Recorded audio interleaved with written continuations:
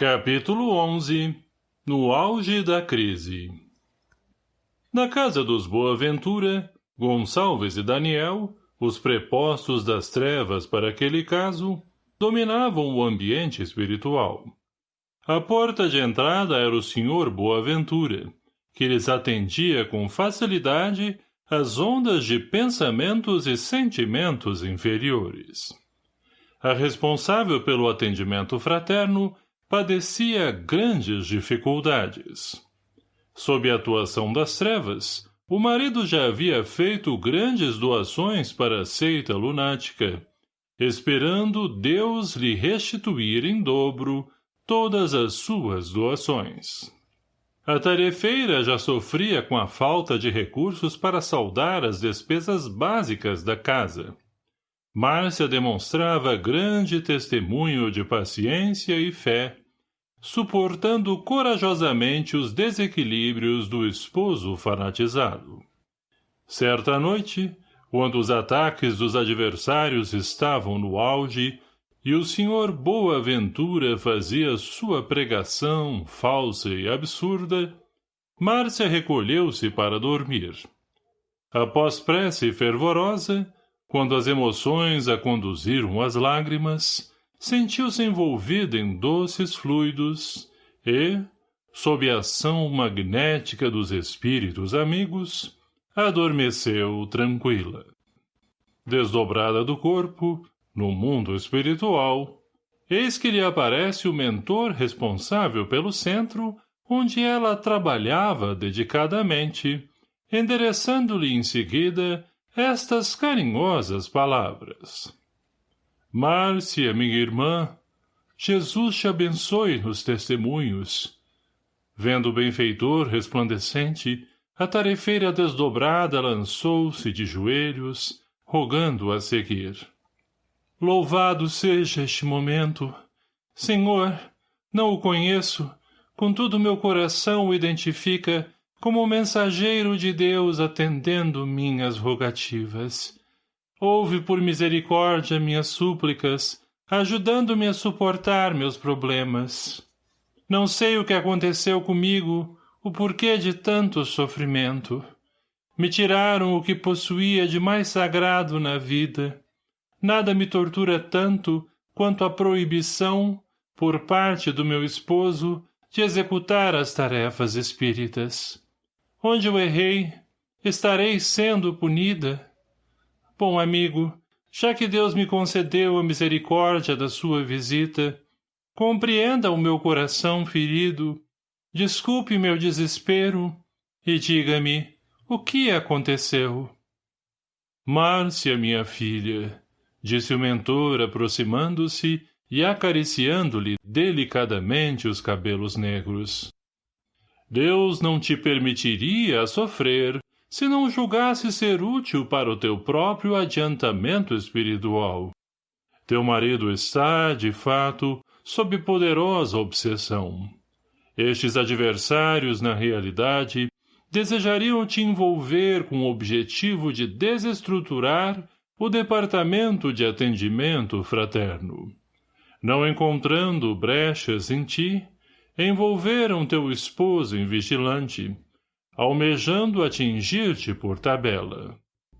Contudo, se o Senhor da vida lhes permite agir assim, é porque a terra, o mundo de provas e expiações, enseja para aqueles que reencarnam aqui experiências, testes de suportação, que farão brotar naqueles em processo de aprendizado, provas ou expiações, certas virtudes no campo da compreensão humana.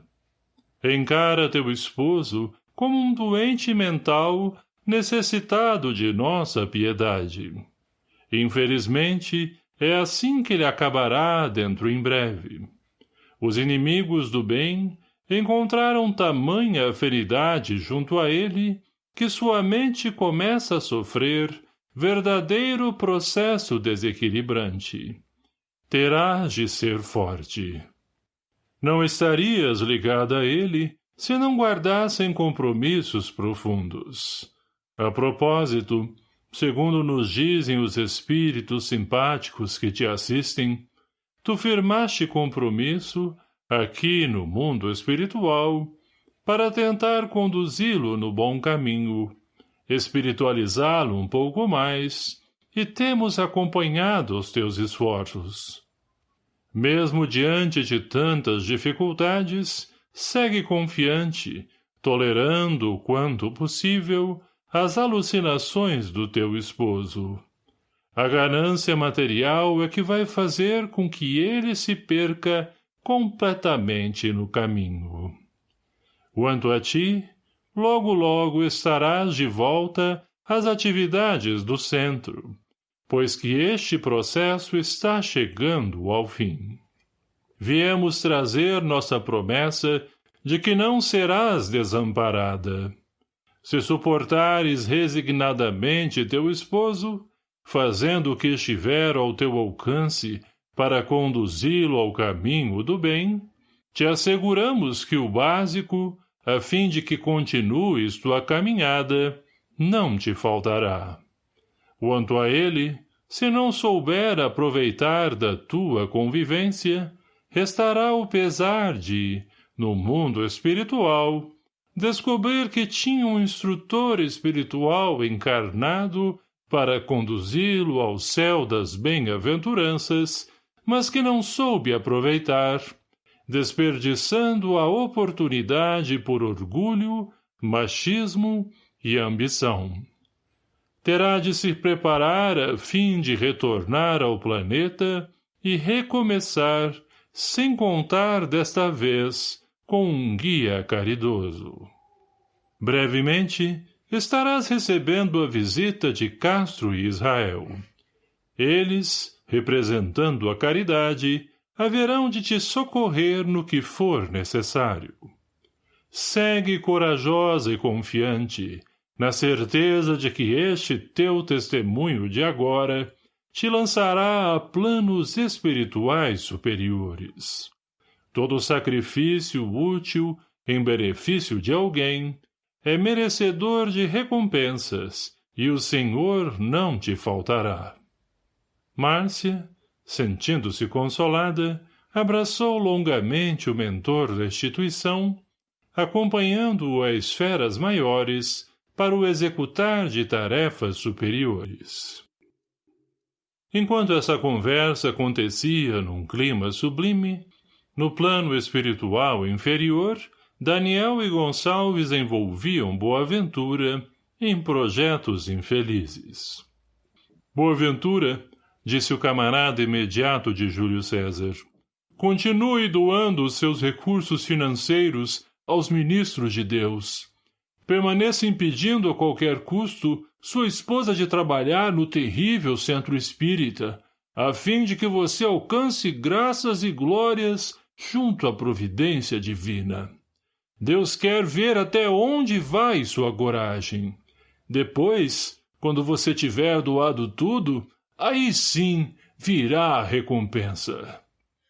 O obsidiado estava esgotado, espiritualmente sentia-se fatigado, as entidades inferiores perturbavam-lhe profundamente o intelecto. Todas as noites, em desdobramento, recebia a visita dos adversários que o contaminavam com suas ideias falsas. Em vigília, faziam-no cair no ridículo, levando-o, onde quer que estivesse, a orar em voz alta. Os amigos se afastaram e, aos poucos, os parentes abandonaram-no à própria sorte.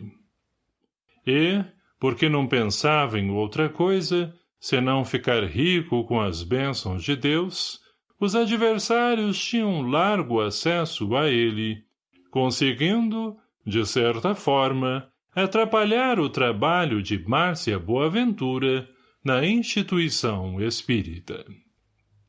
Diante deste processo obsessivo, Boaventura começava a ter pequenos lapsos de memória, comprometendo-lhe a atuação na fábrica, onde laborava como operário. Dia após dia, Boaventura caía no desvario, sob a atuação dos inimigos da verdade. Constantemente promovia discursos fanáticos a fim de angariar prosélitos para a seita, da qual participava. Além disso, proibira terminantemente sua companheira de participar dos trabalhos espíritas. Márcia Boaventura, contudo, continuava firme nos testemunhos, tolerando e suportando corajosamente o marido perturbado. Todavia, na fábrica em que o esposo trabalhava, os colegas já não o conseguiam tolerar, pelos discursos insistentes em torno da religião, com o desejo de convertê-los. Essas atitudes promoviam debates acalorados, discussões improdutivas e, muitas vezes, brigas desnecessárias. A situação de Boaventura complicou-se demasiadamente, a ponto de ser demitido do emprego por sua postura perturbadora, indelicada, além de ter decaído assustadoramente na produção profissional.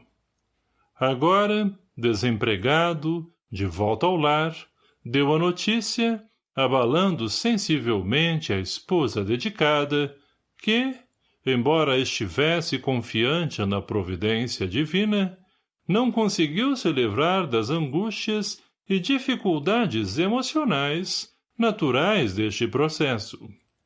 Entretanto, desejando tirar o bem do mal, Márcia pensou que a soma em dinheiro referente à rescisão do contrato e com os benefícios trabalhistas poderiam aliviar as despesas atrasadas e conseguiriam manter-se até que o esposo encontrasse um novo emprego.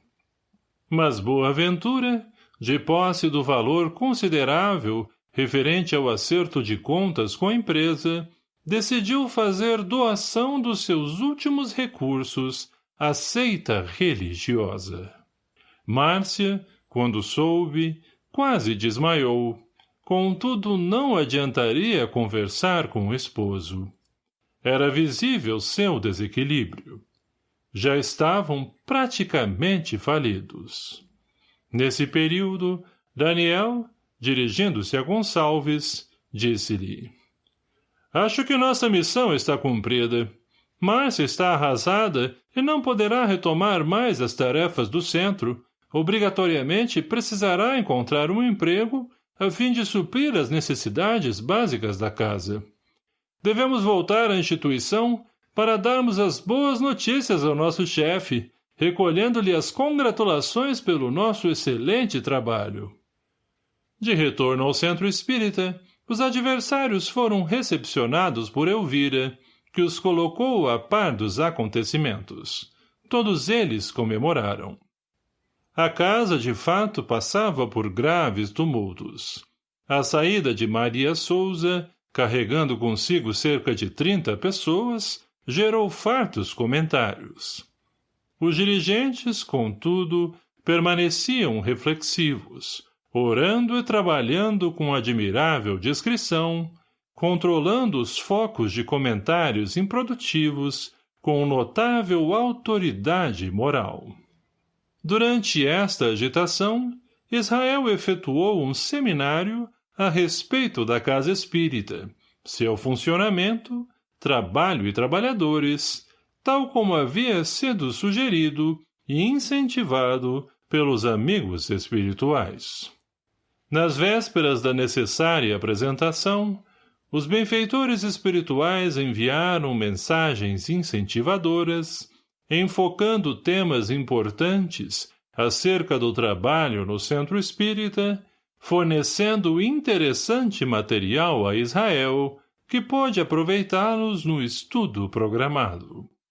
No decorrer da palestra, os bons espíritos envolveram todos os presentes em fortes vibrações, ajudando-os a compreender as lições. Terminada a exposição, o saldo fora muito positivo.